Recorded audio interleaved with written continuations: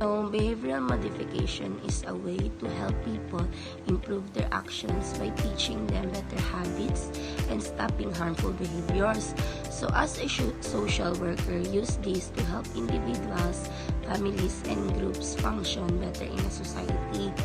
For example, if a child throws tantrums frequently, a social worker might use positive reinforcement such as praise or small rewards. When the child remains calm, over time, the child learns that the good behavior leads to a positive outcome, reducing tantrums. So, ang target behavior is ito ang specific na asal o ugali na gustong baguhin sa isang tao. So, pwede itong patibayin kung ito ay mabuti o bawasan naman kung ito ay hindi nakanais-nais. So, mahalaga na malinaw kung ano ang behavior na kailangang baguhin para mas madaling masukat kung may improvement ba sa isang client. So, halimbawa nito is kung may bata na mahilig sumigaw kapag hindi niya nakuha ang kanyang gusto, ang target behavior ay ang pagtuturo sa kanya ng mas mahinahong paraan sa pakikipag-usap. So, ang antecedent behavior naman is ito ang mga pangyayari o sitwasyon bago mangyari ang problema sa isang client. So, mahalaga ito para malaman kung ano ang mga naging trigger or ang mga pinagsimulan ng maling asal. So, halimbawa nito is kung may isang bata ay nagwawala tuwing hindi nabibigyan ng kanyang gusto kagaya ng laruan, maaari ang antecedent behavior ay ang pagpunta nila sa isang pamilihan kung saan niya nakikita ang mga laruan na hindi niya nakuha. So, ang consequent behavior is ito naman ang mga pangyayari pagkatapos gawin ng isang tao ang isang behavior, lalo na ang mga problem behavior. So, ito ang nagbibigay ng epekto sa asal kung ito ba ay patuloy niyang gagawin o titigilan. So, halimbawa, kung ang isang bata ay nagwawala at pagkatapos ay binigyan siya ng laruan para tumigil, ang consequence ay natututo siyang gawin ulit iyon sa susunod para makuha ang gusto niya. Kata ko example so example na ako sa classical conditioning kay it can be seen how people na ma-develop ilang certain emotional reactions. So imagine na lang if ang tao kay makadungog siya og specific song every day nga kauban niya mag-spend time with the love of their life. So eventually pag madungga nila ang song alone, it can evoke feelings of happiness and nostalgia. So this has become associated with the positive experience of being with the loved ones. So gina-highlight niya ang way sa classical conditioning nga ga-play og role nga mag-shape og behaviors and emotion sa mga various aspects sa atong kinabuhi. So its principles continue to be applied in therapy, education, and advertising, showcasing its enduring relevance in understanding human behavior. So let's proceed to the second conditioning. So second conditioning is the operant conditioning. So operant conditioning is a psychological concept that explains how behaviors are shaped by their consequences. So it emphasizes that actions followed by favorable outcomes are likely to be repeated. So while those followed by unfavorable outcomes are less likely to recur. So this learning process it occurs because individuals tend to associate their actions with the environment's response. The worker use of behavioral modification involves attention to certain procedural details. So first is initial socialization. Refers to the process through which individuals, especially the client, learn and adapt the social norms and behaviors and the expectation with the environment they are in. Social work often help individuals or group to navigate this initial interaction, whether the new communities, schools, or treatment settings.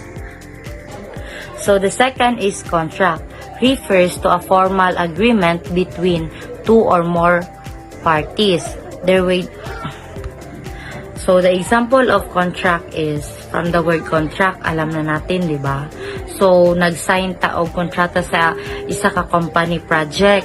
Dito nakalista yung mga terms, like kung kailangan matapos ang project, magkano ang bayad, at ano ang mga responsibility ng bawat isa. Kung may mangyaring hindi ayon sa pinag-usapan, pwedeng makaproblema kasi may legal na epekto ang kontrata.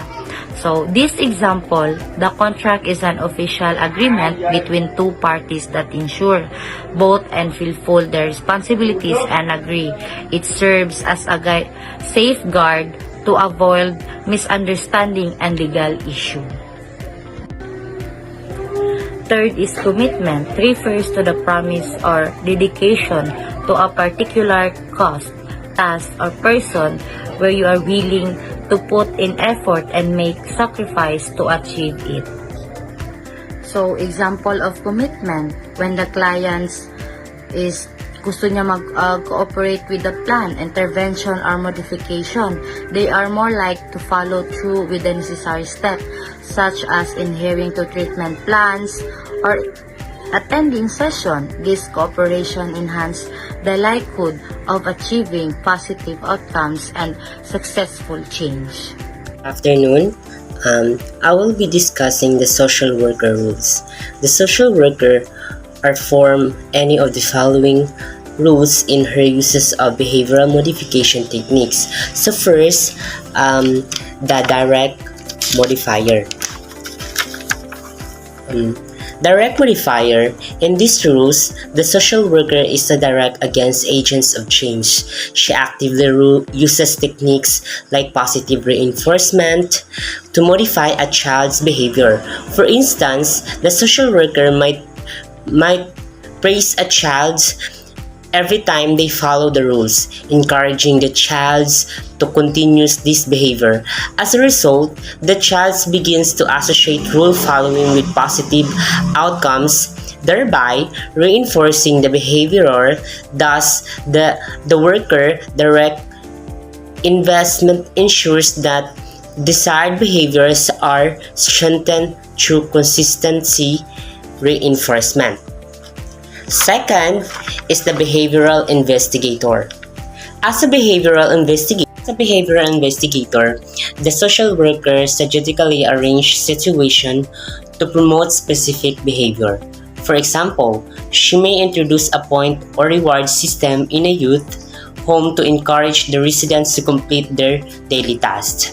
By setting systems where points accumulate for something course, the social worker motivates the youth to engage in task performance. Consequently, this modified behavior emerged because the reward directly influenced the individual to act in a manner that aligns with the desired goals.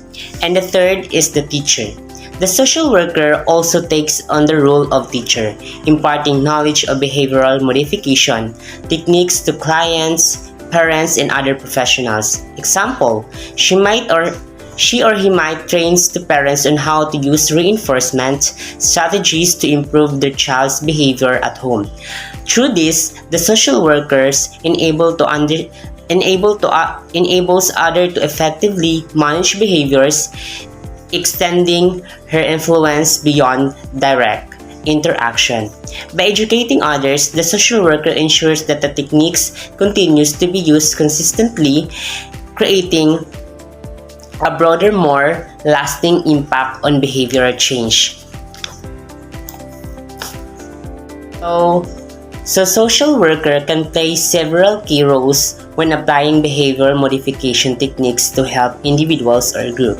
The direct modifier role involves the social worker directly using specific techniques, like positive reinforcement, to increase desired behaviors. For example, she might praise a child, then they follow the rules, reinforcing that behavior. The behavior investigator role focuses on setting up situation, such as introducing a reward system to encourage certain behaviors. This could involve promoting youth in a group home to complete tasks by offering rewards for their actions. Lastly, the teacher's roles entails educating clients, parents, and other professionals on behaviors modification strategies. So overall, these roles enables the social workers to facilitate positive behavioral change in various contexts by either directly influencing behavior or educating others to do so. And that's all. Thank you.